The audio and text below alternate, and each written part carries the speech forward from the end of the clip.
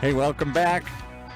Time once again to live the RAAD life as only he can, with the coolest people, the craziest people, the connected people.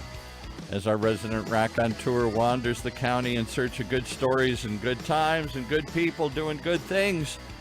And today, I think he's got somebody who fits all those bills here today. I don't know. And then some. And then some. Absolutely. And I've known this gentleman for a while now, and he has been consistent in that he fills them and then some. Tim, welcome to the show, man. Glad to have you here. Rod, it's awesome to be here. Seriously. I noticed your show is called RAAD, Yeah. and I almost came here calling So you hold- RAAD. I almost called you RAAD. Well, you can call me Rad. That's fine. And I'll tell you a little bit of story about it. I wasn't going to tell the whole story about the show again, but I will tell you a little bit because you brought it up. But here's the thing. Did you guys notice what just happened there? Okay. What just happened there is Tim came in as a guest, and he couldn't avoid basically also being a host and asking questions. Took control. And it's totally comfortable for me. And I think it's important to know that Tim also has his own podcast. So let's start with just give people what your podcast is. And that's just the start of what your story is. But tell them what your podcast is. Absolutely. So I'm the CEO of a commercial real estate association, NAIOP Southern California. Yeah. And we represent all segments of commercial real estate, office, industrial, multifamily, retail. And 4 years ago, I came in really as a transformative figure of change. Association had been run by a certain way for 30 years.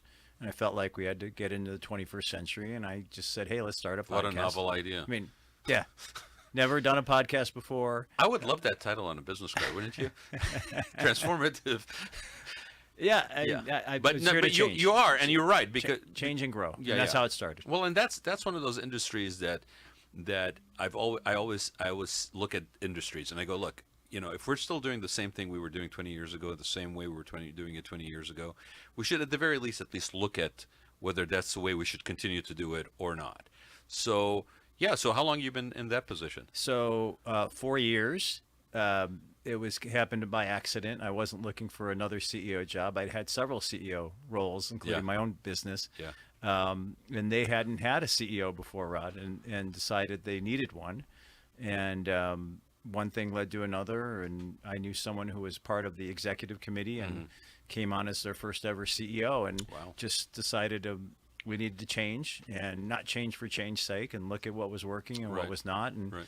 and put in some fresh paint and new programs, and worked on the legislative stuff, and here we go, and started social media. We didn't have a social media presence. Yeah, believe it's it just or not. I mean, crazy. it's insane. 4 years ago wasn't that long ago. It's not that long ago. You're right. So to not have a social media presence 4 years ago, when you're in commercial real estate in the economic engine that is in Southern California specifically, Correct. it's kind of nuts.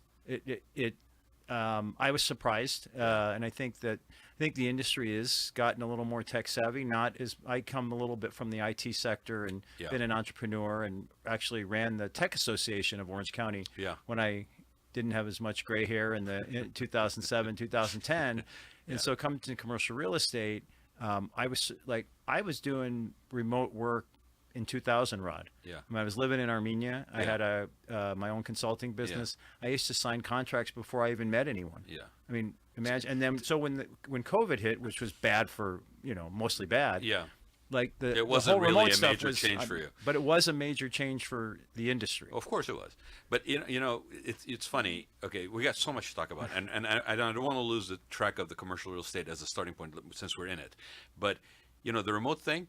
I was remote working in 1998 on the island of Mauritius, right? I mean, where we were using the time difference between Atlanta and Mauritius to actually kind of make sure we had answers for the client in the morning, right? Right. I mean, Mauritius. Where's Mauritius? Mauritius is off the east coast of Africa. It's off the east coast of the island of Madagascar, that big thing off the side of Africa, and it's so small that the half of the M in Mauritius is already in the ocean. Okay, and to give people another reference, so Mauritius is a grouping of 3 islands: Mauritius, Rodrigo, and Reunion. And so Mauritius is, it was under French rule and it was under British rule. Everybody took a hand in it, right? And they are very hospitality driven. They actually send people from there to train people, like in the Seychelles and other places for on hospitality.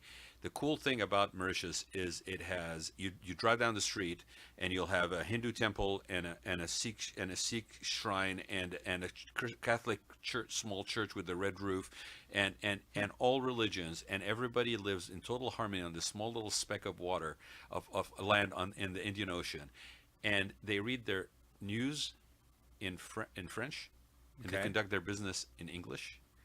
The people with the money, the Mauritians with money, have a summer home on the other island of Reunion. And Rodrigo is where we flew planes out during the Gulf storm.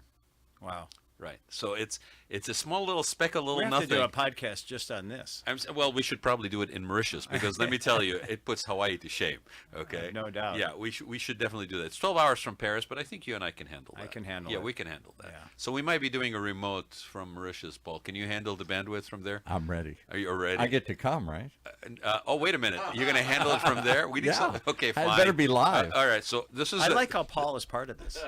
Okay, so I want to hear about your podcast and the commercial stuff, and I really want to talk about it because, as you know, I'm on the sort of the design side of things. And you I didn't know. give the name With of it. that, right. You didn't give the name of the podcast. Yeah. Well, what is the name of your podcast, Jim? It's CRE Talk. CRE Talk. Yeah.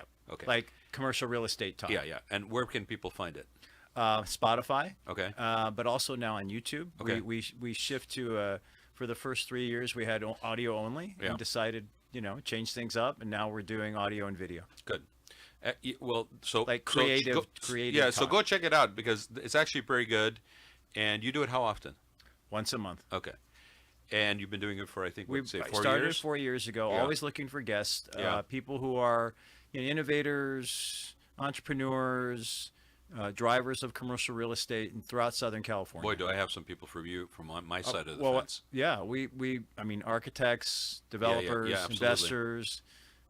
We've interviewed, people that are in finance, brokers. Yeah. Well, because it's a completely different rules of the game now, especially with commercial, right? I mean, you could argue that it's the whole development side of things, the type of products that people are going to basically need. We were talking about generational needs. We talk about, you talk about workforce housing, right. Which, we were talked about this a little bit last show, where it's like terminology is very important. You call it affordable housing, everybody goes up in arms and pitchforks and torches. You talk about workforce housing, and they're a little bit less likely to do that, but they're still feeling like, not in my backyard.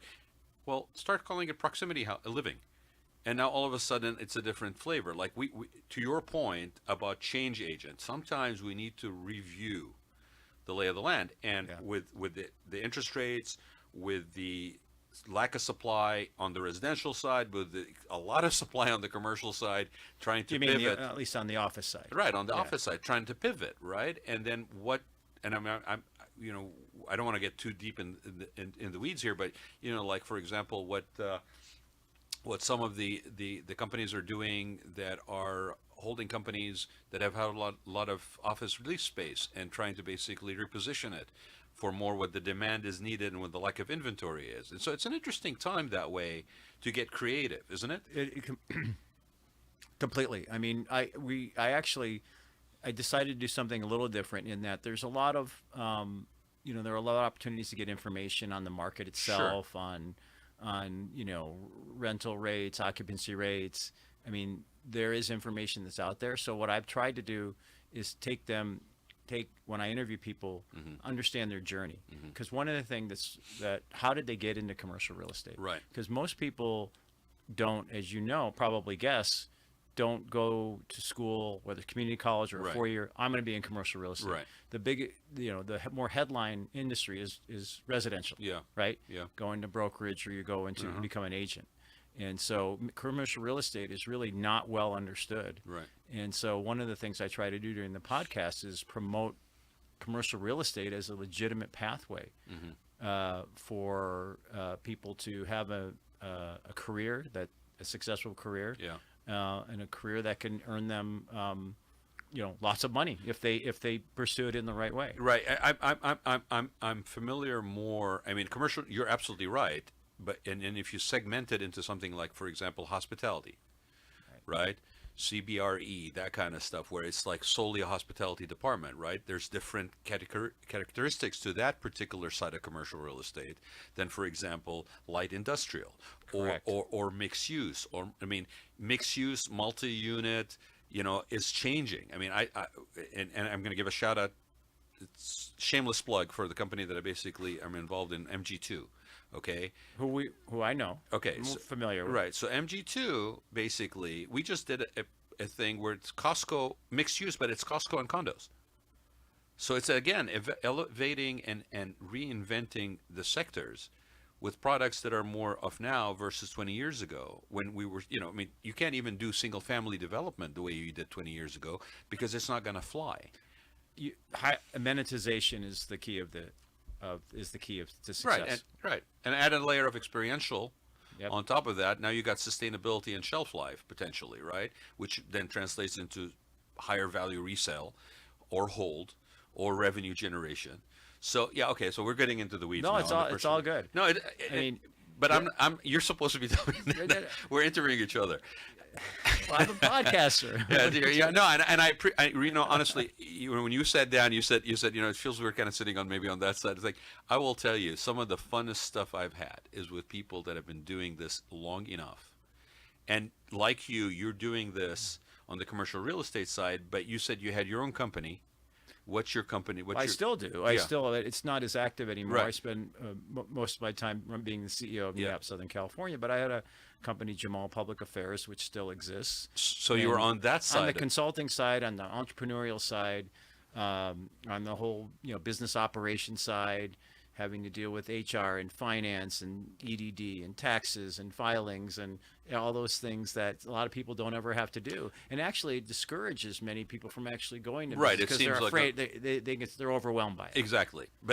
And the fact that you're doing what you're doing now, and that you're doing a podcast, and the fact that I have the fortune to basically be sitting with you here today, it offers an opportunity for me because, it's like, well, how do you monetize this show against your design business? And I'm like, I never monetized this show against my design I didn't business. think you did. No, it's a sit down conversation thing, and again, I will say, we have lost the ability to have conversation without some sort of agenda or to do list, and unfortunate because the value in the conversation is immeasurable.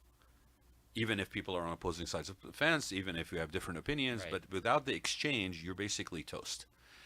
And you doing the show, Well, I'm sure. I've learned a lot. I've had preconceptions. We all do about people.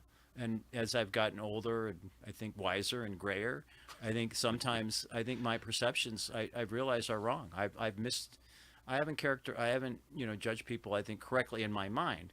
And then having that dialogue, as you mentioned, it sounds simple, but it really makes a difference. Well, but it's like knowing the fact, and I say this all the time, like with human beings, right? We're all human beings. We all have the frailties of biasness. We all have the issues of potentially being, discriminatory in a certain way, whatever. But and maybe it comes with age, maybe it comes with exposure. I don't know. I mean, you're also, I would say, is a global person. I am. Right. So you've had the opportunity to be exposed to different things from different points of view, different countries. I think what happens is you get sort of an awareness, and now that you have an awareness that you may have these shortcomings, if you want to use that term, right? Then you catch it. Then you kind of not necessarily stop yourself, but you filter a little bit, and then you're open-minded and you absorb information, and it only helps develop your position or test where your positions are, right? But if you don't do that, there's no growth. Couldn't agree more. Right. So, okay. So with the commercial real estate, I want to just kind of touch on that for a minute. Obviously, the industry is in a different position today than it was 5 years ago when you basically got involved in this thing. Where do you see the challenges are, and where do you see the opportunities? So I think I started as CEO in the middle of COVID in June of 2020. Deep end of the pool. Yeah. Yeah. And so, I mean, that was just a shock. One, being the CEO of an organization that clearly needed reform and change, had a foundation that was solid, but in order to grow and develop and innovate, all sorts of things that had to happen to make this organization. Did you find that COVID actually helped make that possible, or did people more resistant? Or both? It was I think both. It was a tough first year because a lot of the people who were running the organization had retired or left and done other things, and I was alone for a few months, trying to figure this thing out. And then I had to build the team, but at the same time understand what's going on in the industry because we're the association that represents the industry, and so we need to have the pulse of their challenges, their needs. How do we address them? How do we provide value to them? How do we grow them professionally? And we have a program for young professionals that has been a kind of stalwart of what we've Smart. done. And we've improved that over the years. So what happened with the surge of e-commerce during COVID, which has not abated. No. What's happened? You have different sectors I mentioned earlier. You know them: industrial, office, retail, multifamily. For years, the industrial sector, logistics, warehousing, distribution, was not at the top of the food chain. Right. It was office, Right. right? All of a sudden, industrial had the top of the food chain, and it's really had carried a lot of the industry during the last few years. Not that there's great opportunity in office and in multifamily, especially now, and even in retail if you're you're creative. But what I found is that the industrial was really became the glue and that was carrying the industry overall. And then what happened was when you become successful, it tends to get the attention of legislators and regulators.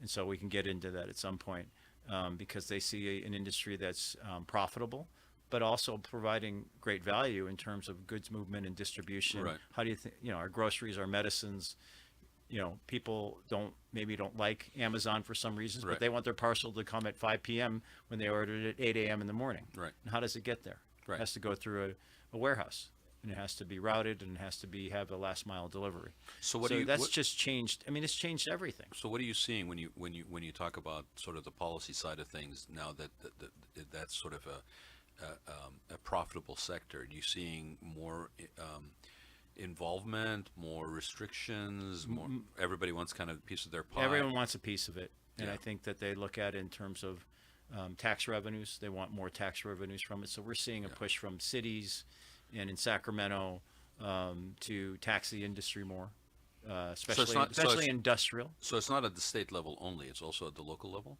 Huge. It's both. Uh-huh. Yeah, I mean, when you look at Southern California, you've got 20 million people. Yeah. I mean, just our formal jurisdiction is Yeah. LA and Orange County. Got 122 cities. Yeah. And most cities, unfortunately, when they run into budget challenges, they don't look at cost cutting or efficiencies. They look at where do we get the revenue, Well, I'll tell you. which is a mistake. I Right. think you have to look at all avenues. Well, and to your point, I think also the solutions lie in a holistic approach. We tend to sometimes be very micro in what we propose and very short term in what we propose. I don't know that that's gonna fly much longer, if it even flies today. I mean, when you look at those cities and you look at a population that's aging, retiring, not really generating, you get older, you don't spend much on retail, sales taxes are down, the revenue sources are down. I'm not saying it's correct to basically go after those profitable sectors, but you do have amenities and stuff you have to provide for that population. You also have a younger generation that is unable to stay there, even though they were born and raised in those communities. So they're not contributing into the coffers, right? So now where does that come from? And it's an interesting dilemma that we're facing, not only as a city, as the individual cities, but also as a county and a larger picture. I mean, you could almost say that it's a global issue, definitely a national issue. But we need to get creative. Like maybe the answer is not necessarily just tax the crap out of something, but what else can we do? Well, I think when you look at, for example, we're talking about industrial now, the goods movement industry, the two ports of Los Angeles, Yeah. Port of Long Beach, Yeah. that bring in some 40% of the goods, imports and exports out of this country. Yeah. And so instead of moving forward with, say, punitive measures, how do we stop this? How do we punish it? Or how do we get more money from it? Let's have a dialogue and understand how do we make it work. I mean, we're not being Pollyannish, but how do we get it work for everybody? Well, how do we keep the jobs? Yeah. How do we reduce the emissions Yeah. from the vehicles, which we all agree with, without being punitive and without harming this key economic engine? But back to my earlier point, the biggest issue is education. And when I talk about people not understanding commercial real estate, imagine Rod. I caught you Rad. Rad's fine. I still owe you that story, but go ahead. Yeah. Imagine you and I have some understanding of commercial real estate. You being in design, me being the head of the association. I even have commercial properties just outside of my job as NAIOP Southern California. Imagine you're a city council member. Yeah. And you had no exposure to commercial real estate. There's no understanding of how the industry works, whether it's industrial or office or retail or multifamily. You have a sense that, that's multifamily, that's an apartment building. Okay, you understand that. But as far as what it takes to finance and build. You don't. You're just looking at the numbers that are coming in, but you don't know what. So that's a huge problem. And we've tried to, what we've done is two things. One, we've tried to work stridently, assiduously on a nonpartisan basis. So before I came here, that wasn't really done. So we, in living in California, we know where we live. We know where the wind blows. We know where the votes are in Sacramento, and especially in Los Angeles County. Which party is the dominant party in terms of making decisions, and you have to reach out and talk to both. And so we've done that, but at the same time, tried to educate planners and city managers and even city council members on how the industry really works. But it's hard. We don't have a lot of resources. 122 cities. How do you educate hundreds of council members and planning commission members that are reviewing these projects that are coming before them? Well, and you're assuming that they're willing. Well, some of them are not. And open. Good right, point. Exactly. Right. Some are not. Yeah. Know your audience. Like some. Look. It's time we just basically called it like it is sometimes. Right. And you said two things that were very, very interesting, and I want to delve deeper into them as we go on to what else you're involved in too, because I don't think you can't escape it, regardless what you're involved in. Dialogue. You said dialogue. Okay, if we don't dialogue, and when I say dialogue, and I think you would agree with me, is it's talking to one another, not at one another, not just espousing factoids and news sound bites. If we don't talk, if we don't communicate seriously and connect, we got nothing. Agree. Right? And then the bipartisan thing. Yes, we know what the lay of the land is. Okay, we know what the underlayer of Orange County maybe is in certain cities more than others, right? We also know what it looks like when we get a little bit more higher in terms of our helicopter view with the state, and that's not going to change tomorrow. Like it's not going to, and not going to change anytime. It's not going to change anytime soon. So the bipartisan thing, which everybody espouses it, but very few maybe actually really believe it and live by it, is sort of critical. It's like talking to one another and actually finding common ground. I've never known any other way. I spent my and I know that about you. Early years in Washington D.C. Yeah. When and maybe we'll get into that later, but I had to work with Republicans and Democrats and the two independents that were around. Well, in your at the professional time. capacity too. With your company, how can you? Of course, you have to be, right? It's the only way I know. And if you treat people like you said, like a human being, you don't even need to know what party they are when you're talking to them. No. People want results. Yeah. And they want respect, and they want the truth. They want to be heard. And they want to be heard. Okay, I don't have to agree with you, but I hear you. And honestly, did I learn something from being open that way? Of course I did. It's unavoidable, right? Okay, so you also are on the Board of Trustees for the South County Community College District, right? South Orange County Community College District. Right. And how long have you been doing that? So I was elected in 2012. So I know it's time has gone. You're a long timer, well, for sure. Compared to others, I'm probably in the middle in terms of tenure. Oh, as far as the people on the board? On our board and other community college boards across the state. All right. But so it's not unusual for somebody to actually be in that position for a long period of time. No. Okay. No. And what was the appeal? Like, why did you run? Because it's you have to run for that position, right? They're all elected. 4-year terms. They're elected. My goal when I came to California in 2000 was I'm going to run for elected office, let alone run for community college trustee. I became, I was a product of community colleges. I did attend Michigan State University, Paul, proud Spartan. I'm sorry. Obviously, Paul did not. Okay. He attended the school, The other one. the other school down the road. The other one, a little south of that. Not only did he attend that school, by the way, Tim, he also ran the radio station. Oh goodness. Yeah, I know. That's where it I started. know. That's So, where it so, started. so I'm sorry for that school as well. All right. Yeah. We'll WCBN, College Broadcasting. Before we talk about You asked- the okay. direction of education, though, you said something that when you came to Southern California, where did you come from? D.C. Actually from Armenia. Okay. It was in D.C. Okay. And then moved to Armenia for a brief period of time, and then Okay. came out here. We had young children, and my wife's family. Most of them were out here. Her mother So and that's what- father, principally. That's why we came. out. Right. And what was the appeal to running for office? Like, what was the motivation for you to run for office? So when I ran the Tech Association of Orange County and Inland Empire. I was their CEO for a few years, and I had done some cooperative work with UCI, trying to develop some programs principally for like technical employees who don't have good communication skills. So we put together a little program that could be offered through the extension of UCI. And then I became aware of, and I love the UC system. There tends to be a few more layers you have to deal with at UC, and I became connected to Saddleback College and some of the work they were doing, and I was just so impressed. And I thought, what a crown jewel of our community. I lived a 25-year, well, at the time, new resident, relatively new. Now I'm a 25-year resident of Mission Viejo, and I'm like, wow, this is a crown jewel of our community.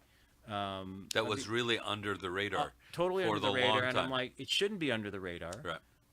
And All three of us, by the way, live in South County. okay, Yeah. So All right. so we've been there long enough to know exactly what you're talking about. Like that Right. is Under the radar. It's been a real jewel in South County, but yeah, Yeah. and then there was And I even voted for Tim.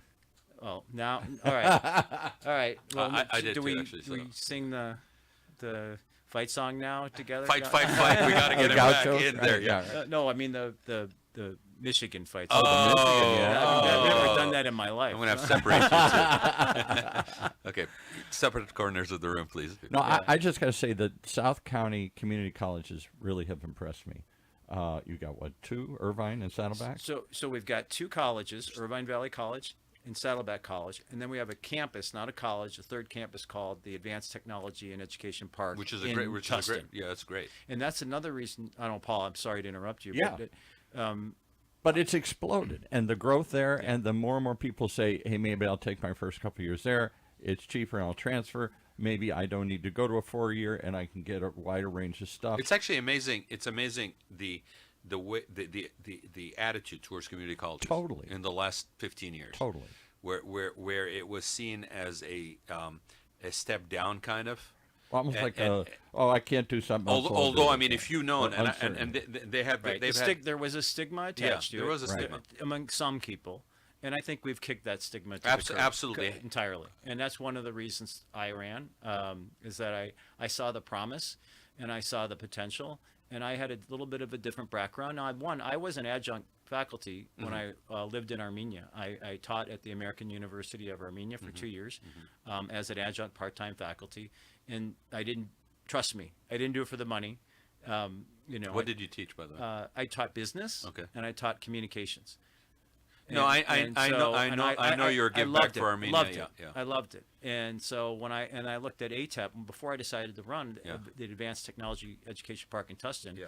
which was developed, it was a public-private partnership campus, and I'm like, wow, I come from the tech industry. They're trying to develop this technology campus in partnership with the private sector. I think I can have an impact here.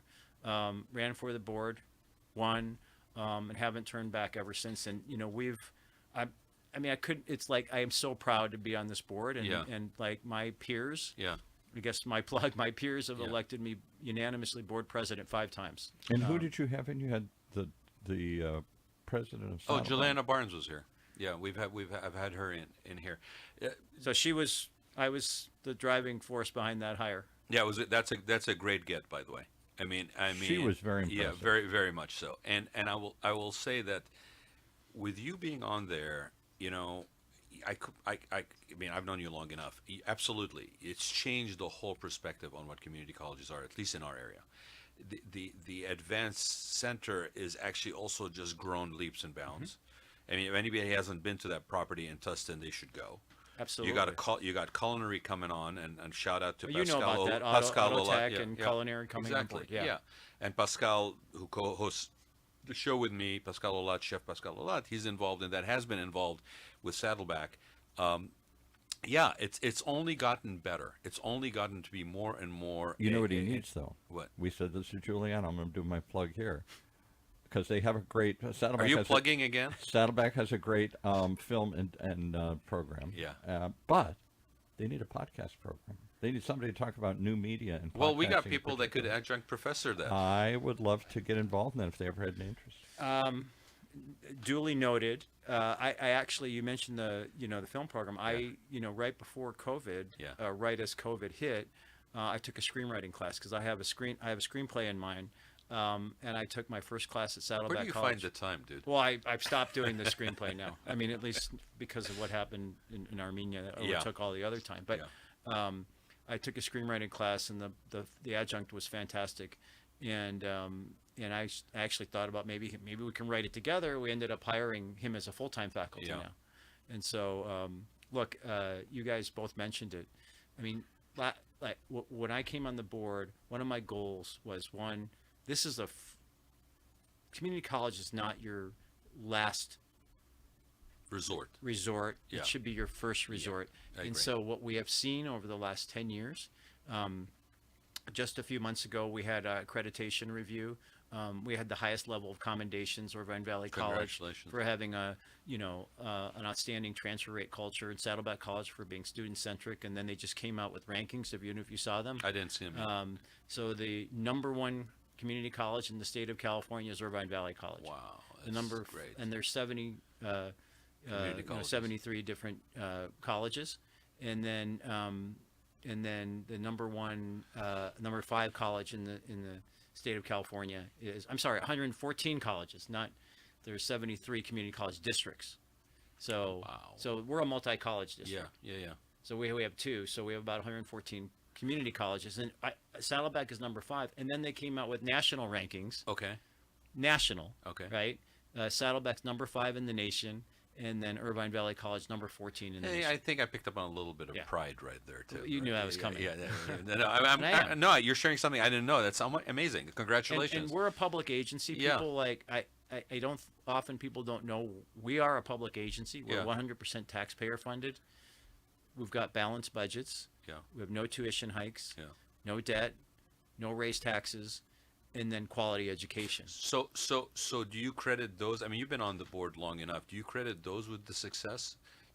What do you account for that? Because I mean, you guys have just gotten better and better and better. Obviously, the numbers don't lie; they're right there. What do you credit that success to? So there's really, I think there's 3 ingredients, and the 4th would be us, the board. But you have to have an outstanding faculty. Without a good faculty, you don't have a great college. Okay. We have a great faculty, and that translates into a great college. And so that's where it starts. I mean, think about your college or educational experiences. I mean, the faculty is the Absolutely. backbone of our colleges. Pivotal. I mean, pivotal to people. But they're teachers. Yeah. And I appreciate where we are at UCI. My brother-in-law has worked here for 40 years in chemistry and physical sciences, and spends most of his time doing research. We're not research institutions. We're teaching institutions. Mm-hmm. So our faculty are teachers. And so that has made the whole educational experience even better for the students. And some come for 2 years, some come to reskill or upskill. So that's part of it. Then the staff. I mean, everyone that works behind the scenes, we treat them with respect. And then our administration, starting with Juliana, we went through a few chancellors, quite frankly, until we got to Juliana.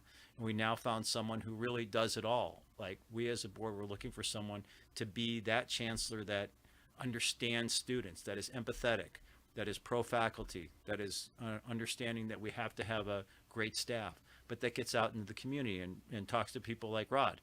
I mean, and works with the legislature in Washington and D.C. with members of Congress and city council, and then is attuned to and is adaptive. She came in not with look, we've got great colleges here.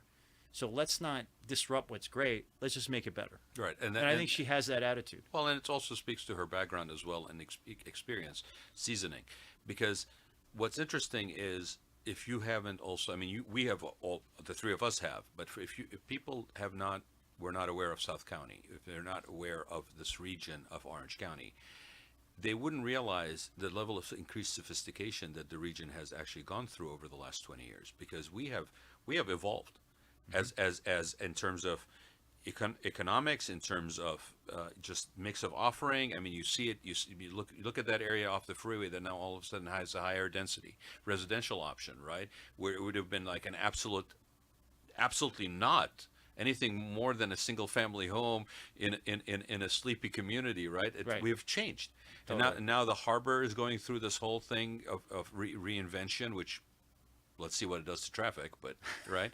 We won't go down on that rabbit hole. People don't like traffic. Well, so the point being is that we have changed, we have evolved, and so the level of sophistication when it comes to, and I think you could appreciate this, it's level of consultancy, the level of advisory, the level of being innovative and visionary in how things are, has now gotten to a different level than it was 20 years ago. I mean, I remember when I went to design school at IDI for my undergraduate in design, I would tell people I live in San Clemente, and they'd go, where? And I'd have to make reference to the mission, and then basically say another 10 minutes or 15 minutes south, and they'd look at me and go, why?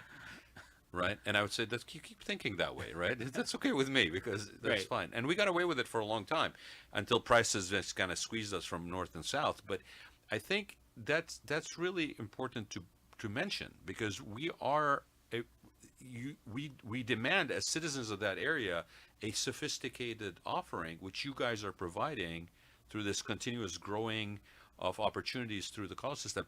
Now, we touched on a minute ago, remember we talked about the success of industrial and warehouse and all that stuff, and then all of a sudden somebody sees dollar signs, goes ka-ching, ka-ching, ka-ching. Right. How can I get my part? How do I get in on this, right? You're running for re-election, I think, right? I am. Okay. All right. So, I mean, I'm just going to take the scab off this whole thing, right? No, because it's the reality, right? We talked about nonpartisan approach to things, the need for dialogue. Where sadly, the educational side of things in the society is actually being bombarded by quote unquote nonpartisan partisanship, right? And so, how do we safeguard, especially when it's a success? Because success has many fathers and failures an orphan. And all of a sudden, I say it all the time. the South Orange County College District is a community college district is a success story. So everybody wants a piece of the pie. Right. How do we maintain? I'm not saying that it shouldn't be a non-part, whatever, right? How do we maintain the quality and not lose the focus? So that's a great question. One, we are this seat, my seat, and other seats like city council seats, water board seats. Yeah, because that's supposed to be nonpartisan as well. They are nonpartisan. And let me explain what. Okay. Officially, just so people understand what Yeah. that means. They are nonpartisan in that when you see your ballot and you see like my name or It doesn't say Democrat, Republican, Independent. Right. When you run for, it doesn't. So Right. that means, but when you run for state legislature or you run for Congress or you run for the House or the U.S. House, U.S. Senate, it puts a party affiliation before your name. That's what nonpartisan means. Right. And so I openly an NPP. I'm what's called a non-party preference voter, independent voter. They Same call here. them declined to state. I always have been. I feel like I'm in the right place. And with where I am. I agree with you 100%. I've been like that too. Yeah. Yeah. And it feels natural to me. Yeah. Now I'm pretty fiscally conservative. Social- pretty yeah. out pretty. Yeah. And being on this board reflects those values. Yeah. And I think we can do both. We can be a fiscal conservative and then also provide the best education with the best staff. I mean, there's a way to do both, but it's getting harder. I know when I came on the board in 2012, there was some partisan rancor, in the years prior, which I think when the residents look at the South Orange County Community College District or any community college district, what do they want? They don't want partisan rancor. Are my kids getting a good education? Is it affordable because the taxpayers are paying for it? Do they offer the programs that that I want or my kids want, or if it's an adult, the reskilling or the emeritus program we offer for older adults. Yeah. That's what they want. Yeah. Are you transparent? Are you ethical? I mean, those are the things. That's not a partisan issue. And so they don't want to hear our views on national politics. They want us to do a good job at being a trustee, and the word trustee means we have the trust of the residents. Mm-hmm. That's the way I look at it, and I try to be an extension of them, and it's worked so far because because one, we're succeeding. The Mm-hmm. colleges are doing great, Mm-hmm. but Rod, but that can change. Well, it can. It's If also we- competing. It can change. It's also competing interests, Tim. I mean, and special thinking in certain ways. Like, I mean, I saw this thing. Let me just say that this ranker we're talking about, the only people that lose out on that are the communities and the students. Like, the ranker basically takes away energy from where it should be put. And I've seen it, and I've seen it at school districts. Not only the I mean, you know, and I know, I know. South County college districts, school districts, and what we gone through for over, like, off and on until it kind of settled, because that rancor, right? But again, we're not immune. This is something that's kind of like going on in the country a little bit, right? At the end of the day, you're right. What I want is a system that works, that provides the quality, provides the alternative, as things basically get increasingly expensive, to continue to be able to do it with fiscal responsibility, so to be able to pass on that, because Right. you're more healthy financially as a district, right? And also actually ideally be able to expand the offering. Because like we were talking about, and we mentioned this with Juliana, like, we got an aging population. You got an aging population that basically still has about 20 to 30 years of life, versus their parents may have had a shorter expectation. Right. So these are people looking to basically, for different reasons maybe than when they first started a career path, they're looking for a reinvention, a rewiring. I'm plugging again, but I did it myself. I took a screenwriting class. I told you. Yeah. I mean, it was amazing. And if you're out there and if you're looking to upskill or reskill or get a new skill, Yeah. I mean, you can't find anything more affordable. And Right. that's the other thing. And, you know, for-profit universities have their place, but our colleges offer some of the same programs at a fraction of the price. Right. And the teaching is excellent. So why would you not look to Saddleback College or Irvine Valley College? You should. And Or in the other community colleges, you know, there's other community colleges in Orange County. I'm partial Right. to my own district. Right. Well, and you guys like through Saddleback, I'll just say from the design perspective, I knew when I went to IDI and got my degree there, I did not know that it was offered at Saddleback. And They're excellent, by the way. I interact a lot with that program. It's an amazing program. I've actually basically engaged with a bunch of the faculty there, and I would love to basically potentially have an opportunity to teach there, because it is a amazingly good quality program. And I think actually community colleges, to be honest with you, Jim, and Tim, and I called you Rad, so you can call me Jim. Jim Rad. Tim, I think you guys have an opportunity as community colleges, and I don't know the nuts and bolts of it, obviously, to actually be more innovative in your program offering than maybe ones that are a little bit more rigid in structure, like universities and stuff like that go through. You need to go through multiple loops. I think we're nimble. I think, you know, the academic programs themselves, we rely predominantly on the faculty, you know, to come forward with new programs and new ideas, and for educational opportunities, whether it's in for credit or non-credit. I mean, that largely comes from the faculty, and I know that they're pretty nimble. It ultimately comes to us for approval, and like a lot of courses are required to have advisors, industry advisors, so you get like real-time advice from those who are actually in the industry or in the arena. So that does happen, but I think you're right. I mean, look what's going on with distance learning. I mean, that's something that I know we're looking at right now. And what's that balance? Like, COVID came out, of course, everyone went distance. Then for a while, we thought students were going to want to go back, and then they did. Then we take another survey, and they said, well, they like being distant. So it's kind of a mixed. It's mixed with students. Some people like it, some people don't, and it's like the office environment, right? Where you're going to settle is probably somewhere in the middle. In the middle, it's a hybrid. It's the same as with electric cars, combustion engines. Is it really electric only? Is it combustion only? The way we are right now, it's probably a hybrid situation, right? I mean, and there we go again with the middle ground, right? Yeah. Finding the common middle ground that a lot more people can agree. But it's on. not just.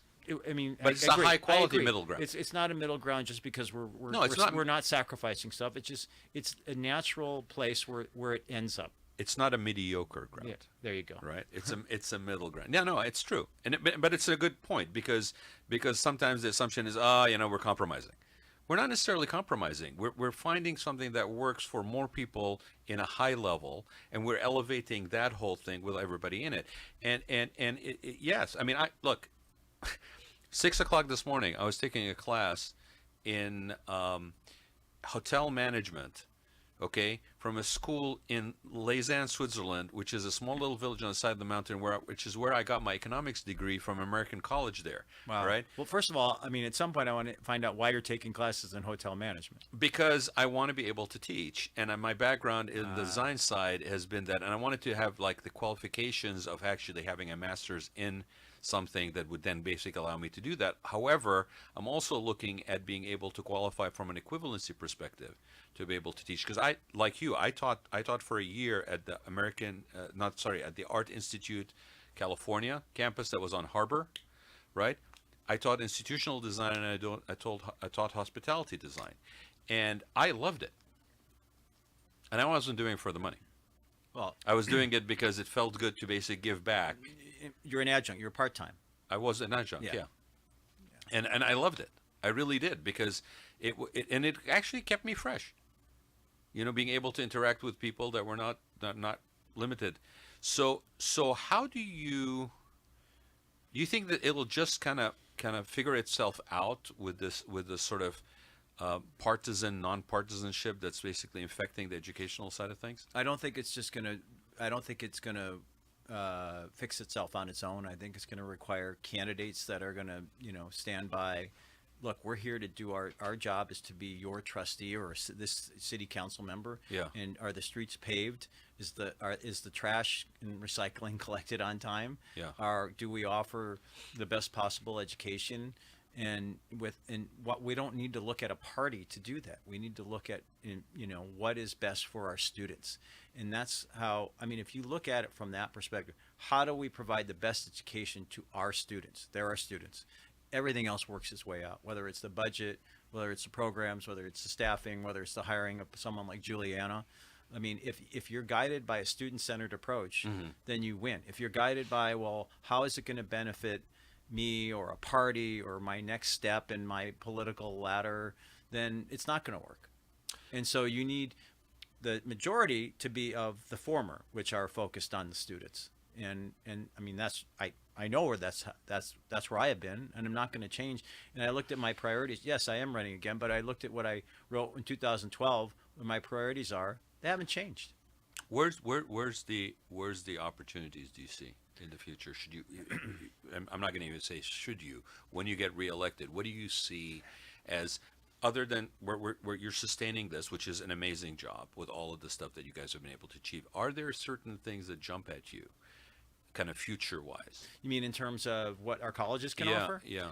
Well, I think artificial intelligence is that's the frontier right now, and I think it's something that can be both advantageous to how we teach, but it also, there's ethical concerns with artificial intelligence. You are reading my minds, man. I'm seriously. No, but we're addressing it. No, you can't bury it. You have to deal with it head on. Yeah, you have to. And full disclosure, I use ChatGPT probably every day. I do too. For something. You do too? Oh, you do. Yeah, I use multiple AIs actually. I actually filter AIs through AIs for additional distilling sometimes because of the algorithms. No. But I think you and I by nature are curious, and you and I by nature, when you encounter a tool like this, you're going to experiment with it, you're going to play with it, but you also are aware that you're never going to abdicate your voice to it. Correct. Right? And I will share with you something. I wrote something about this the other day, and I posted it, and I had a friend of mine from the college I just mentioned in Switzerland who shared with me that he has a friend who's an academician who writes in science papers, and that English is not her first language. And so when she would write these things, she would write them, and they would have some misspellings and some grammatical issues and stuff like that. But part of the joy of reading her papers for him was her voice that was also amplified through some of these idiosyncrasies because of the fact English was not her first language. And then she started using AI. Yeah. And her audience dropped, and her voice changed in terms of what was coming through. And so it's as important to discuss these things about, like, yes, absolutely, you cannot ignore the fact that this technology is, it's like ignoring an iPhone, right? But at the same time, just like with technology and iPhone and apps and being constantly on the grid, and then having the wisdom to say, no, I got to be able to have some balance as well, and I got to be able to turn it off, and I need to basically make sure I'm not exposed to the blue lights and all this stuff. With the AI, it's so in its infancy. I think Paul, my alma mater, Michigan State. I Where is that? I know it's back there somewhere. I went to a college within the university called James Madison College, and it's an international relations program / political science, but more international relations focused. And really the bread and butter, the bread basket of the program is writing. And I went from someone who was like, I don't think even understood how to write to, that was really the first professional skill I think I had, was the ability to It's write. a very powerful tool if you know how to yield it. And it stayed with me today, and I thank the James Madison College where I attended, because I think that's it's guided everything that I've done. I mean, it does help you speak a little bit, but I bet so when I use AI, I don't really look. I personally, I don't look at it how to rewrite like what I'm going to say before Irvine Valley College or Saddleback College or an event or a groundbreaking or ribbon cutting. I use it in a very surgical way. How do you use it? Tell me. So I'll look for maybe a certain word that I can't come up with, that wasn't fitting what I wanted to say. That's how I'll use it. I'll use it for recipes and things like that. But I don't use it to rewrite things I'm writing, or critical thinking. I don't use it in that way. Now, can I? Is the pressure is going to build to use it more like that? Maybe, but right now I don't do that. It's very surgical. I want to look for something, or I need a recipe, like I mentioned, or a certain word or a synonym that it's not coming to mind. Then I'll use it for that. Well, and I appreciate you sharing that, Tim, because I think it's important also to talk to people about, like, it's AI, but it's like, garbage in, garbage out. So what are you on? How are you using it and yielding that tool? Surgically is a perfect word. I mean, I use it almost like as a research assistant, in a way that I tend to be very nonlinear, and so I basically nonlinear. and I tend to basically layer things and kind of test them. It's like, I wonder. It's like all the old story about, what's this magnesium thing? If I put it in water, what happens? It's like, well, let's find out. So I tend to basically try to link some thoughts together that not necessarily usually fall together. And I try to experiment with it. It's almost like a laboratory for me. Yeah. So I throw things at it. I mean, I threw it at it the other day. It's like, give me a breakdown of why vintage cars are more environmentally friendly than electrical vehicles, right? Yeah. And it gave me a whole. That's a great question. It gave me a full, but because it's like it's my analytical lab coat, right? So I'm constantly using it that way. And then when I do that, it allows me to explore ideas. So I'm using it surgically like that. But then when I actually formulate my critical thinking, I do not ever want to abdicate my personal individual voice in how it comes across. Yeah. And so, yes, it's strategic is a great word. I agree. I mean, like, we were looking, I'll give you another example. So I'm from the state of Michigan. I just came back from. Where did you go to school? We are definitely rubbing it in, right? Does that qualify as a college? Check your AI, Paul. Yeah, I got to tell you, I went to high school in Michigan. All the pretty girls went to Michigan State. The cute girls went to Michigan. 9 out of 10 girls are in the Big Ten are cute. The other one goes to Michigan. I'm not going to go there, Paul. Oh, nice try, Paul. He tried to get me. Yeah. So we recently, I was in Michigan, northern Michigan, the last 2 weeks. My grandfather, an Armenian immigrant, had purchased property up there in 1939, still in the family. It's truly God's country. In a county called Leelanau County, Sleeping Bear National Lakeshore is a national park, soaring sand dunes, Big Lake, Michigan, incredible sunsets, boating, fishing, bike riding on country roads, fresh farm fare throughout the summer. But we rededicated the road in the honor of my grandfather and my father in their name. So what we were trying to think of, And this is a road that you allow public access, I believe. We to, do. We do. through your property. there's an easement and Yeah. allows public access. So we're now calling it Jamal Bluff. The road was renamed Alexander Jamal Drive in my father and grandfather's name. But there's a back of the sign when you're coming down the road, when you're leaving the property, the people made the sign, hey, what do you want to say on the back of the sign? And we didn't even think about it, Rod. I mean, Rod, we didn't even think about it. Like, what do we say? They're like, well, have a nice day. We're like, that's thank you kind for of, that's kind of visiting kind of ordinary. thing. Yeah, like, yeah. well, it's not a hotel. Right. I mean, we do have guests occasionally. And then we went to AI.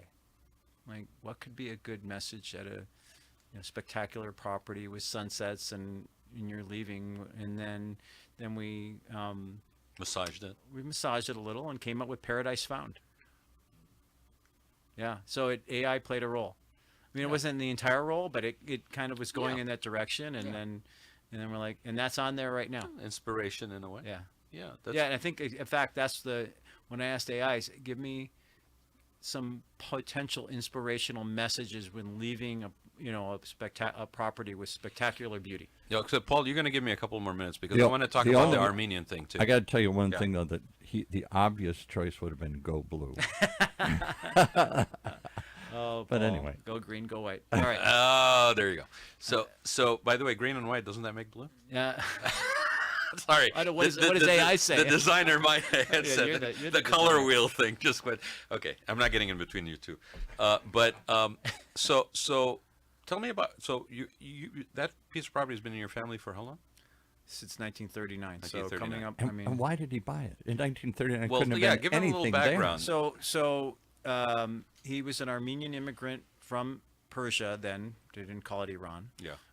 His earlier family had lived in the Ottoman Empire, which wasn't very favorable to Armenians, and unfortunately ended up with the massacre of 1.5 million Armenians around World War II during Yeah. that period. Yeah. And so his family had moved to Iran. He had wanted to come to the United States for a better life. He worked at Ford Motor Company, absolutely loved this country, fell in love with it like most immigrants do when they come here. Yeah. He loved the law and order of this country. And, Paul, to this day, somehow he managed to go from Detroit up to this area of northern Michigan. Because Which it's is on very the beautiful, Pinky. but it's very remote. It's very It was- remote. It was then, certainly, I'll bet. Yeah. It was certainly remote, and getting up there would not have been easy during 1939. And he somehow found this land, and I think it was a exclamation point on how he felt about this country, because you're there. It's mostly protected land with gazing, like soaring views of sand dunes and the big Lake Michigan. I'm wondering, because people don't realize there's a big Bear Sand Dunes in the middle of Michigan, which is all forest which and is stuff here. Yeah. which is adjacent to where our property is, and I think Yeah. he looked at it as. Did it strike home to him? I think he looked at it as that this country has endless possibilities, and this property embodies that. Well, I and- really do, and I think that's why he ended up there. Well, and I think it's important also to point out that if you were displaced, like you were displaced from Armenia to Iran or to Persia, then you're sort of a refugee, and then you're basically seeking a better life, and so basically, but you're still kind of still a transplant, and having something like that basically is ownership. Is a super important Totally. milestone. And I actually wrote a mini screenplay about him buying the property when I took the screenplay class, and how I thought what his mindset was at the time when he bought the property. What do you think his mindset was when he I think it was what I said, that when you're up there, because it's a humbling place to be when you look at the dunes and the deciduous forests and the wildlife and the deer and the protected land, and you have this striking sunset, and you just look at it, it's just so many possibilities. And Lake that- Michigan, and- which well, looks that- like an ocean. Well, that's where Definitely, we're on yeah. Lake Michigan, and it has kind of an ocean feel to it, and you feel like there's opportunity and freedom. Yeah, and openness, Yes. and you're not fenced in, kind of. Yeah. Yeah. So You're going to ask me about the Armenian well, stuff. yes, but I wanted people to have a little bit of a reference, because it's not there's a heritage and a history connection with you, right? course. So what made you set up a nonprofit? Yes. So we, 4 years ago, a few of us formed a nonprofit called Global Arm. Global Arm was formed to strengthen ties between the United States and Armenia. Of course, I'm an ethnic Armenian. I mentioned my grandfather, but all grandparents are Armenian from what we call the old country. Three from actually what's now Turkey. One from Iran that I mentioned. My grandmother and grandfather were from an area called Kayseri. My grandmother had 11 brothers and sisters, 8 of whom were murdered in the Ottoman Turkish Empire. I went back and looked at my genealogy. And that was right after World War One, wasn't it? It was during World War I, so between 1915 and 1923, the Ottoman Turkish Empire. It was a genocide. They literally drove people out and down into the desert in Syria. Correct. Right. Many Armenians were driven through death marches to the deserts of Syria, and died from malnutrition, and from starvation. And so, all because they thought they were supporting the Russians or something. It went a little bit more than that. I mean, it was, the Armenians were very much part of the successful society in the Ottoman Empire and had succeeded, and then a policy of just racism overtook the Ottoman Turkish Empire. And most Armenians are Christians, one of the oldest Christian countries, or the oldest Christian country. Yeah, that's what I thought. Yeah, Orthodox. It's good, Paul. Yeah, I know. 301 A.D. Armenia adopted Christianity as a state religion. Yeah. I didn't. My mother and father didn't speak Armenian at home. I today speak little Armenian, a little more than I did when I was growing up, because having moved there. But basically, over the years, I was involved a lot actually in the 90s. I worked for an organization called the Armenian Assembly, based in Washington, D.C. I went to Washington, D.C. I was going to change the world, international relations. And the reason I went there is because in 1991, I was reading the Washington Post, and in like the back of the 20th page, it said, Armenia declares independence. And I couldn't believe it. It hit home to me. And I always, Armenia, part of the Soviet Union, Armenia, Republic of the Soviet Union. And I saw that, hey, I'm here. I felt it in my heart that I wanted to do something. And then I ended up, I'm going to work there. I'm going to do stuff to help the homeland, and got involved in a lot of legislative work and political work, and traveling back and forth to Armenia, taking congressional delegations to see this fragile country. And there was a huge Armenian community here in Southern California. I think mostly like up around Glendale or Pasadena or whatever. Significant. Yeah. There's probably about 500,000 Armenians that live either in Southern California, most of whom are in Glendale and Pasadena, in the Valley, in San Fernando Valley, North Hollywood. Orange County probably has about 20,000, 25,000 Armenians, but most are in LA, and then Fresno, and then some in San Francisco, and then San Diego. Yeah, and you, I mean, from that Middle East part of things, you got Armenians that were in Lebanon, Syria, everywhere. And my wife is ended up in Syria, born in Syria, and then was raised in Lebanon. Where in Syria? In Aleppo. Aleppo, yeah. Yeah, and I went to Aleppo 11 years ago to go see her right before the Civil War. Beautiful town. Amazing such place. A tragedy. Amazing place. Yeah. Is Aleppo even standing? It looks like it's been obliterated. Yeah, it's not.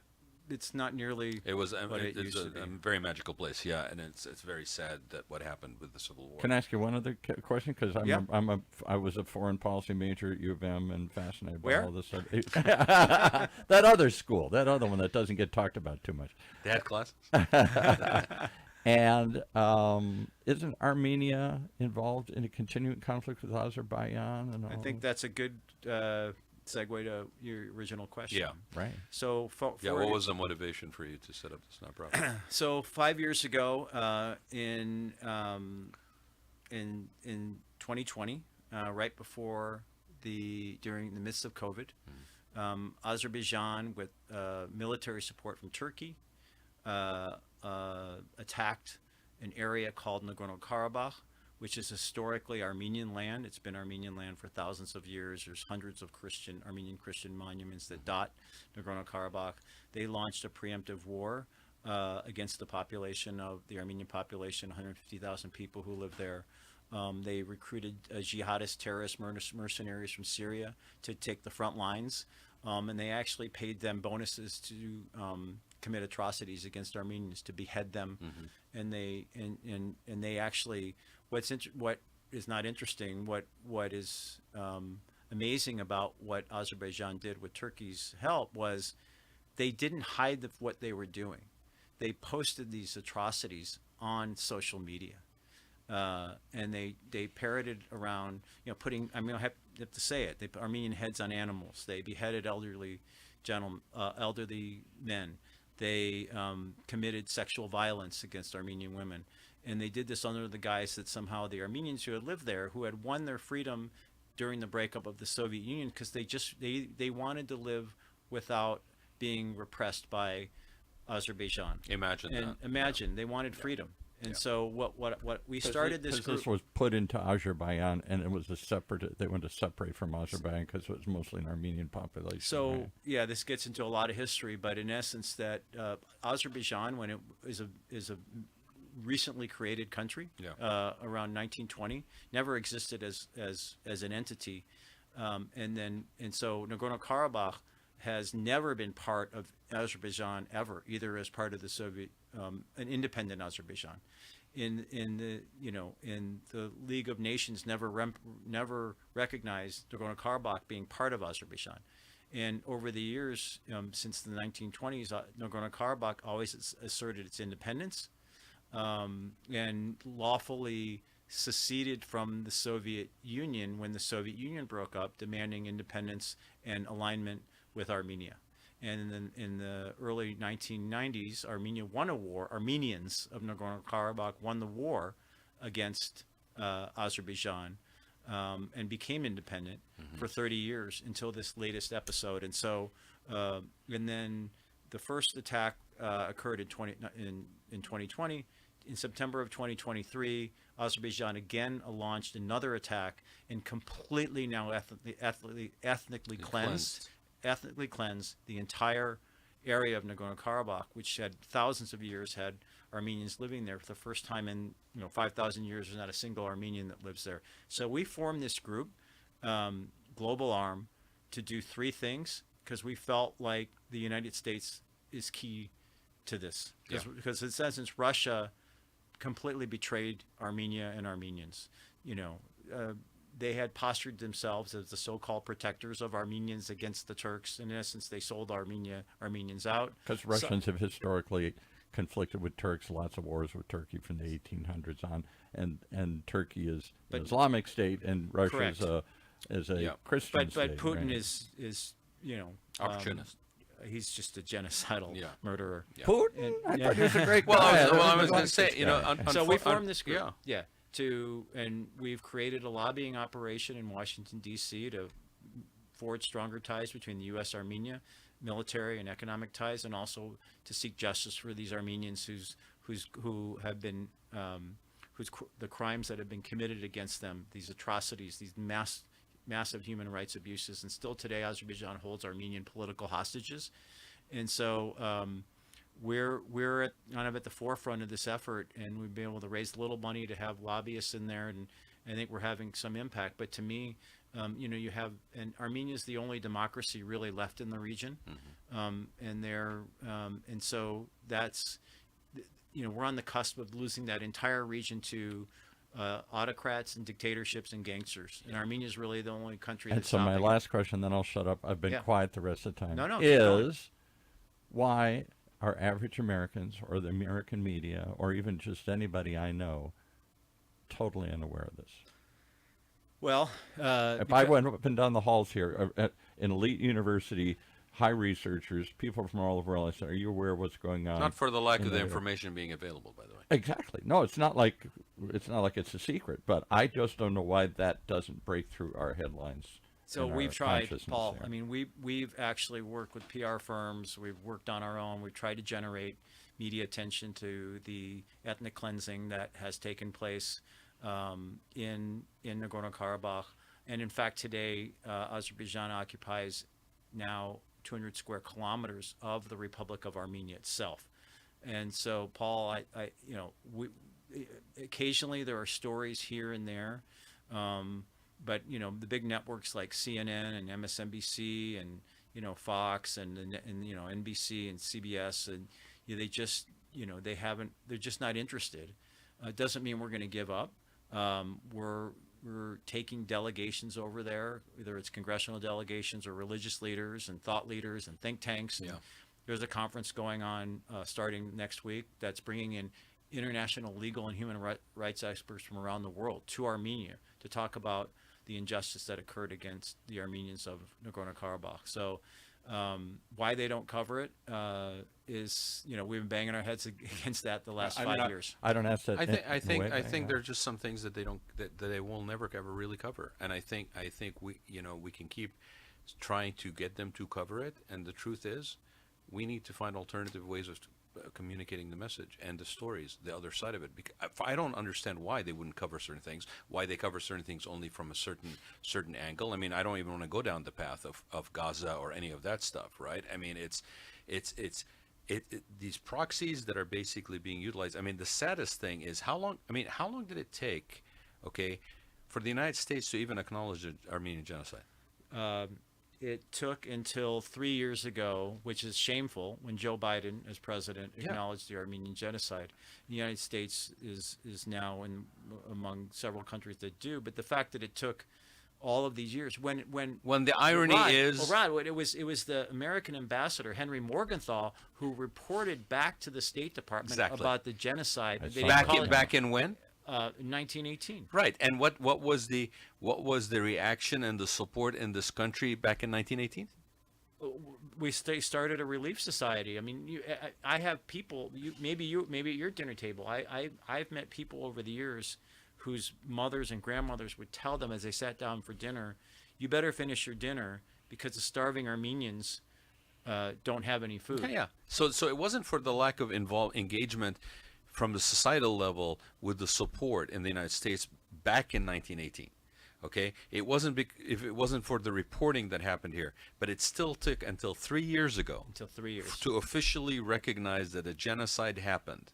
Because because we're allied with Turkey, and Turkey's in NATO, and et cetera. But Paul, you're right. I mean, that was the argument: is that Turkey's part of NATO.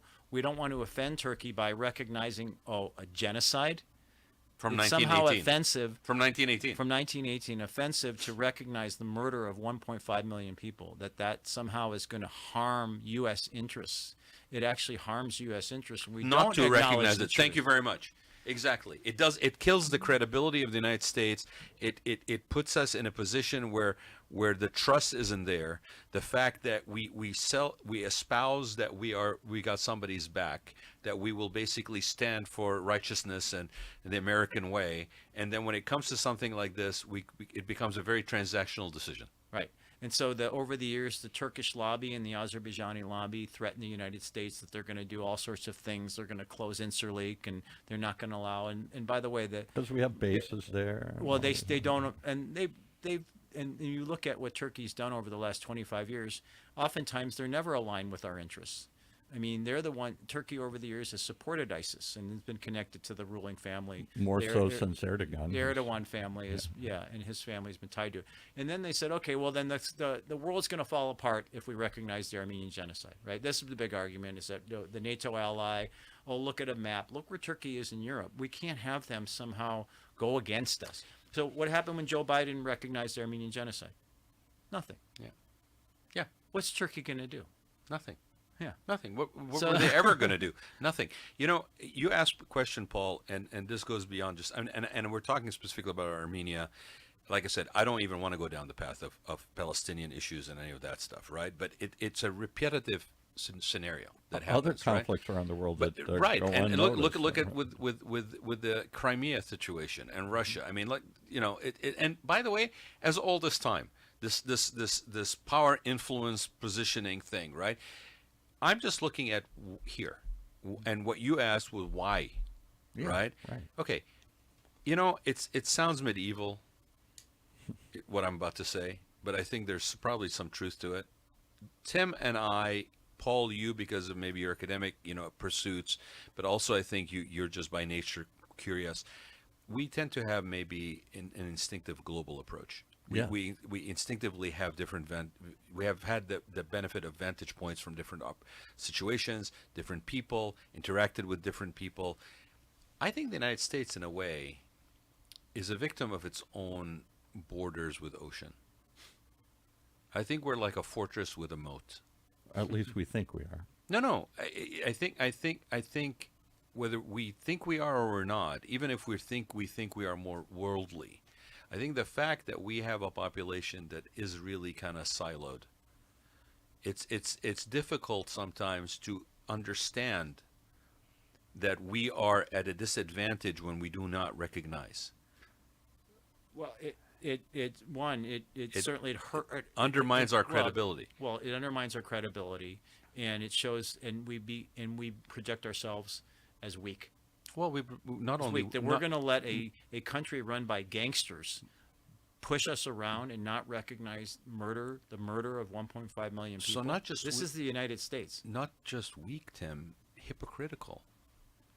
Of course. Because we say one thing and we espouse our brand in a certain way, and then basically when something like this comes and you've got people that are American citizens that have a direct connection to this, and like you said, when they acknowledge it, what happened? What did Turkey do? Nothing. They couldn't do anything. You know, they threw a little temper tantrum and ranted and raved, right. and then went back to their usual. And the story was gone the next day in most of the media. Right. So it's interesting. So what are your hopes and aspirations? I mean, what do you think you guys can do through your lobbying So efforts? we're already making progress. Okay. We're seeing legislation that's moving ahead that actually is increasing U.S. security assistance to Armenia. No, I'm not talking about billions of dollars. Sure. We're not talking about a money pit going to Armenia, but you have a situation where Armenia was under the thumb of Russia for so many years and now is saying no more. We were betrayed by Russia. We want to be independent. We want to have a strong relationship with the United States and the European Union. So we're moving on several fronts and having some success in Washington with increasing bilateral ties with security assistance, more economic aid, more business-to-business joint ventures between the U.S. companies and Armenian companies. Armenia has to replace their aging nuclear power plant. Now there is some serious talks going on that it's going to be a U.S. company that might be involved in replacing the nuclear power plant. And then there's several things we're doing. There's several pieces of legislation that are moving to hold Azerbaijan accountable for the atrocities that they've committed in Armenia and Nagorno-Karabakh. And I'll be in Washington in 2 weeks. There's 2 hearings coming up as a result of our impetus, one in the Senate, one in the House, focusing on how do we continue to have Armenia and the U.S., how those ties get closer. That's in the Senate. That's next week. And then the week later, there's a hearing in the Tom Lantos Human Rights Commission in the House that's focusing on what happened in Nagorno-Karabakh, what atrocities occurred, how did we let this happen, and then how do we hold this gangster, Ilham Aliyev, who's this oligarch, the oligarch of oligarchs in charge of Azerbaijan. The Aliyev family's been running Azerbaijan, since nearly independence, and is one of the most corrupt in the history of the world. Can I ask you one more hard question sure. here? And I don't want to tread anything that offends anybody here, No. but I think American foreign policy still kind of sees those as ex-Soviet republics, and it's their sphere of influence. And every time we step in, like we did in Georgia, like we're doing in Ukraine, it risks World War III, or it provokes Putin and the Russians to stay out of our backyard. We got this covered. This is our area. When we did it in Georgia under George Bush Sr., the Russians invaded, took part of, I forgot what that Ossetia and Abkhazia. Yeah. South Ossetia. And obviously the Ukrainians overthrew in the Orange Revolution the oligarch that was backed by Russia and started drifting towards the U.S. and threatening to join NATO. And Putin used that as the excuse that I got to come and wipe this out. Is there danger that I don't know that we've been very close to Armenia or Azerbaijan or any of these former Soviet republics ever. We probably don't think about them. And if we pick one and start moving in that direction, does that risk provoking the same sort of response from Russia? So that's a great question. I think it's something we talk about repeatedly with the State Department, and I think that the issue is not being not provoking Russia. And by the way, there's no justification what Russia did in Georgia and in Ukraine. And I hear what you're saying, Paul. They did it, and they've gotten away with it. Yep. Well, not yet in Ukraine, and hopefully they won't. But I think or even Moldova, another country. they're Moldova, meddling in Moldova. They're threatening Armenia, Paul, every day to cut off, because Armenia today still relies on a lot of Russian oil and gas. They do. So they're trying to pivot away from that. So I think the way to handle it is what we've been advocating, is that Armenia is diversifying its relationships. We're not calling for tens of billions of dollars in javelins and HIMARS to go for Armenia. We're taking a measured approach, and to gradually but consistently increase these ties, because what's the alternative? I mean, we have a country that is moving forward based on our values, and we are still a global leader, right? And so I think, Paul, for the time being, there's always the possibility, when you have someone like Putin, they're going to do something draconian, like he did in Crimea, like he did in Ukraine, and even in Nagorno-Karabakh. The Russian security forces were there ostensibly to protect the Armenians. Azerbaijan launches an invasion, and guess what happened to the Russian security forces? They went into hiding, and they stepped aside. So, and I marvel that for years in my life, I'm in my late 60s, the Republicans were the voice, other than in the 50s when they were isolationists. They were the voice for international Reagan. We're going to stand up for democracy, and particularly anything that we could poke the bear. We could peel away some of their puppet states, or maybe that's a harsh word, but just areas they controlled in the Eastern Bloc. We were for it. George Bush was pushing for NATO involvement in both Ukraine and Georgia. Yeah, but and now it's flipped. The world has become a lot more sophisticated. We're all of a sudden a lot more complex. I mean, you're talking about jockeying or expanding. I'm not sure. I can't remember the term you used, but like when it's not, we're pivoting away from Russia, but diversifying the relationship. The whole world is re-diversifying or changing their mix of relationships. I mean, but the current Republican Party, which I'm not a fan of, but I know that is suddenly taking an isolationist pin. Get out of Ukraine. Get out of all these areas. Don't do anything. Well, I think nationalism. Per se, the isolationist mindset was there, before World War II. It was there, when Lindbergh basically said, we need to stay out of our fight with the Nazis. George Washington said, stay out of everything. George Washington. So I think that aspect is going to always be there. That element's always going to be there, where somebody's going to basically lean more towards a nationalistic approach. I think what's again, you got to step away and have a wider viewpoint.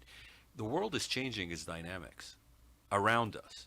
So from a position of someone who is, as a country, continuing to want to be a player, an influence center, we got to understand that situations like this, when we basically are sitting here in this isolated little fortress with oceans around us and advocating for being the shiny city on the hill and standing for moral righteousness and certain things, the rest of the world is also measuring us, of course, by our actions, whether we are genuinely that or we are not. I agree. And when we fail, we lose credibility. We stop being an entity that people can feel like that has their back. And so now they have to look for alternatives, correct, to safeguard their future. I guess what I'm saying is there, we're close to an election, and the million issues you can decide, do I want to vote this way or that way? Is there bipartisan support for helping Armenia, or is it one side saying yes? It's a good question. How do you feel about that? It's totally bipartisan. We have almost an equal number of Republicans and Democrats that are in the Senate and the House that are very supportive of the strengthening the relationship with Armenia. In fact, just in July, a delegation of 7 Republican members of the House and Senate, and only 1 Democrat went. And these are people that traditionally have not been aligned with Armenia, and they've come back, like Senator Cornyn, for example, from Texas, has come back and saying, hey, we need to be there for Armenia. And to your point, and I'm sympathetic to taxpayers who say, well, what are we going to throw another tens of billions of dollars? Yeah. That's not what we're doing. I think what you're saying, Rod, is that when we don't follow through on our values, and I think what are our values? It's freedom. And what democracy? Now, we're not imposing that on people, Right. right? And I think maybe in the past we have tried to do that. In the case of Armenia, and you say, they're choosing this direction. Right. And so I think it So is do we support them, or we consistent look with our into it? do we Yeah. support them, or do we away. turn away and let Russia then come in and meddle and turn Armenia, God forbid, into a Belarus state, run by another terrible human being, Alexander Lukashenko.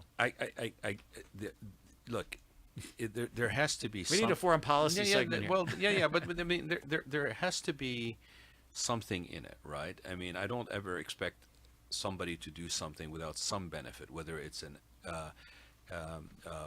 like a moral, position, or a inspiration, or something, even financial. I totally get it, right? And I'm not talking about spending the taxpayer money either, right? I think what you basically, and we're using Armenia as an example here, but here's an example where both sides of the aisle basically can come to an agreement for whatever reasons it is. It requires exposure to the issue, maybe on the ground versus maybe third party, right? And the other thing is strategically, long-term plan wise, we do not live in a world that's isolated. I don't care. I mean, We want to. No. Turn on your. I mean, Yeah. listen seriously, right? But he's right. There are some that want to Right, believe that, but it's not the reality. But it's not the majority either. Yeah, I it's think not. I think it's not the majority, and so we don't live in an isolated world, and we got to understand that the global dynamics of power, positioning, and influence is part and parcel. And if we're going to play in that game, we got to be strategic long term about it, and we cannot basically undermine by our own lack of action our own moral position. So I have a new career for you, Okay. because one of the things We're down to the last 2 minutes. We're here. done 2 minutes, Rod. One of the challenges, there are some good people in the Foreign Service, but one of the challenges is we have generations and generations of Foreign Service officers who see the world as it was 30 or 40 years ago, Yeah. and they haven't adapted. Right. The issue that, Turkey, they're in NATO, we have Right. to support Turkey. But It's- Turkey's actions, if Turkey were applying for NATO today, Never. would not get in. No. They would not No, be admitted no, to NATO. no. So my career for you is, we need innovative Foreign Service officers who are willing to, adapt to what we need for the future and what's in the interest of the United States, and look at the world as it is evolving, as opposed to what they thought they wanted it to be 30 or 40 years ago. Talk about the need to remove stigma from civil service. And there are right? some, and let me say, Yeah. there are some great, and in this role, this global arm role, I meet frequently with State Department and people from the USAID and even the U.S. Embassy in Yerevan. There's some really, really good people, but there are also some people in the State Department foreign policy apparatus that are behind the times and are held with the legacy of the past that doesn't work. It's maybe a completely gut feeling, but I think we are at a critical mass point, my friend, about generational change. And across multiple things. We started with commercial real estate. You talked about going in there, Yeah, basically, right. and we were talking about that there was Education. it was a sort of maybe biased or partisan, non-biased. We talked about a lot of stuff, but I think there's an undercurrent of the whole thing. First of all, that middle ground is not necessarily a ground of compromise or ground of mediocrity. Communication is key. Being able to basically empathize with the other person's view without feeling like you're somehow abdicating yours, right? Which in my book basically just means I have more strength and faith in my position because I have basically subjected it to some other's opinion respectfully, and I still have taken, I've thrown out the bad and I've basically enhanced the good in my position, which makes me more of more value to whatever the situation is. I think we also are dealing with a generational shift, and you can see it, maybe the age generational shift that just happened with Biden stepping away, and Harris coming in here.